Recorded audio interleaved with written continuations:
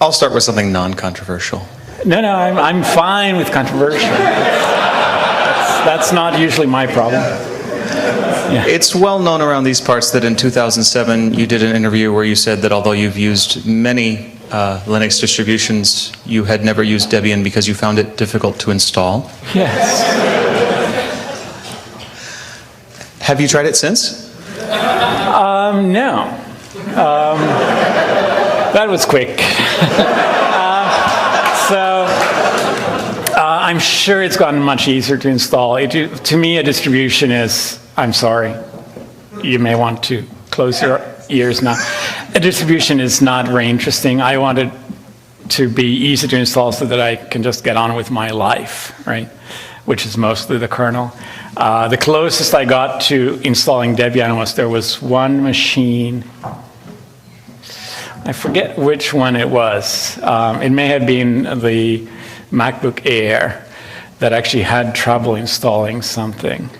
And Debian, the installer would boot, but then it didn't install there either. And eventually I figured out what was the problem with that machine, but by then it was too late.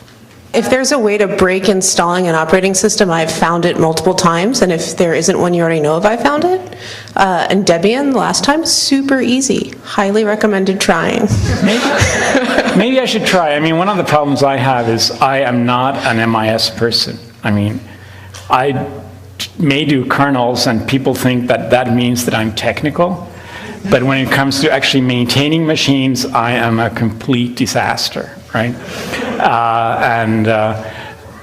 I change my own machines regularly, so changing the system I run on my machine would be easy, right? I end up upgrading machines a couple of times a year usually, but I end up having also to maintain my family's machines. And that ends up being the one that I don't upgrade my family's machines very often, and I don't want to run multiple different distributions across different machines because I suck at MIS.